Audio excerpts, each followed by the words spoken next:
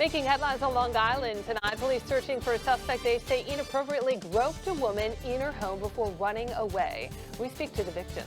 Plus, 2 convictions in a gun trafficking case in New York City and Nassau County.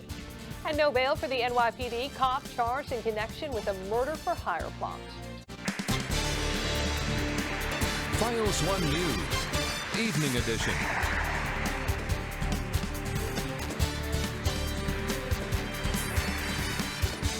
Hello, I'm Courtney Kane. Thank you for watching. We'll get to all our top stories in a moment. First, though, it is time for Weather on the Ones. Meteorologist Joe Chaffee in the Fios1 News Weather Center tonight, and just a really nice Friday night out there. It is certainly, and the temperatures, Courtney, are nice. 58 at Islip, East Hampton at 58, 62 at Farmingdale, Oceanside at 63. We've got an east wind at 5 to 13 miles an hour. And as we take a look at the satellite radar, got just nothing more than a few patchy clouds, still holding on to some clear skies. It's going to be a little while. There's a little bit of cloud cover out to the west. The satellite radar not picking up on it too well, but those clouds will be rolling in as we go through the overnight hours. We'll have a little bit of sun to start the day on Saturday, and we'll have the complete forecast for you coming up. All right, Joe, thank you. Well, in Nassau, police have released new video in the hopes of catching a man they say inappropriately groped a woman who was trying to enter her home. Well, this evening, Fios1's Chelsea Arizori spoke with the victim who is hoping the culprit will be caught and be held accountable.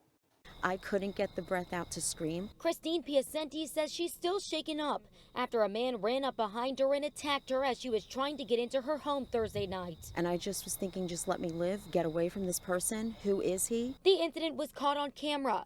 Piacenti says it happened around 10:20 in the evening while she was at her screen door trying to get into her home after getting a cup of coffee. Came from around the house here into the doorway on the porch, inside the screen door with me. I turned around to look and he just kept grabbing all over me. Thankfully, she had that hot cup of coffee in hand. And that's what saved me from the panic I was in, and I flung it all over him. That's when Piacenti screamed and started banging on the door. My family, they came all running out, and that's when he proceeded to run. Surveillance video from a neighbor's house shows the man leaving in a dark-colored Chrysler 300. Last night, my daughter heard a scream.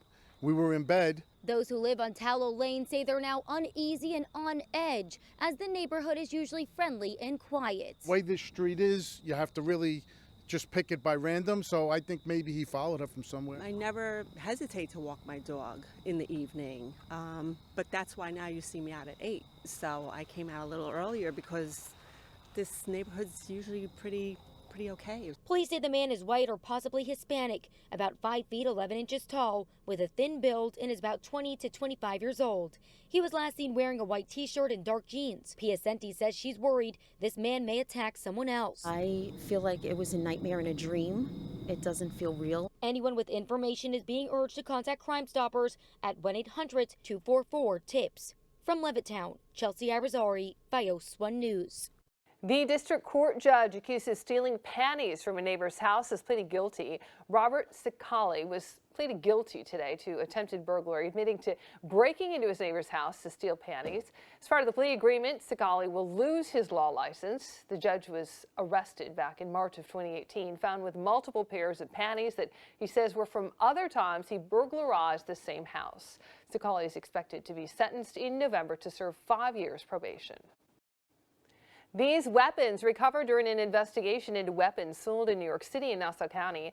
Tadariel Jones and Shireen Joseph both pleaded guilty to illegally buying and selling guns and ammunition. They also brought their children to several transactions. Jones was sentenced to 7.5 years in prison. Joseph will be sentenced at a later date.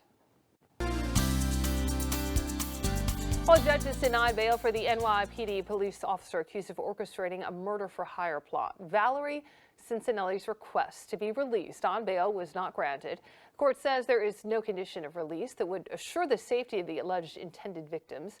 Cincinnati is accused of trying to hire someone to kill her estranged husband and her current boyfriend's daughter. She'll remain in jail awaiting trial. One person is dead on the island and 2 teenage brothers seriously injured after their car crashed and caught on fire. Happened this morning in Mastic Beach. Falson's Naomi Yane with the story. This was the scene Friday morning in Mastic Beach just after a car crash that left 1 man dead and 2 teens injured. I'm not going to lie to you. I don't know who it is yet. Okay? We're trying to figure it out. All right, unfortunately, I can't let you guys go past this long. Suffolk County Police were called to the scene just before 9 o'clock, where witnesses say a mastic man was involved in a single car crash that quickly turned into a fiery wreck. What we first noticed was the smoke in the air, and we all smelled it and wondered where it was coming from. Police say William Smith lost control of his car and hit a tree, then the car caught fire. No other vehicles were involved. However, Smith had 2 passengers in his car, teen brothers 16-year-old Razin and 15-year-old Zamir Jackson of Mastic Beach. They were airlifted to Stony Brook University Hospital and are in critical condition. Residents in the neighborhood say car crashes are common in this area. We have people coming down the streets, the speed limit is 25. They're doing anywhere from 50 to 80 miles an hour coming down the street. Police are still investigating this crash and are asking for anyone with information to please call the 7th Precinct. Reporting from Mastic Beach, Naomi Yane, Fios1 News. 70s and 80s rocker Eddie Money has died. Money was born in Brooklyn and raised in Plain Edge on Long Island and rose to stardom with hits like Baby Hold On, Take Me Home Tonight, and this one.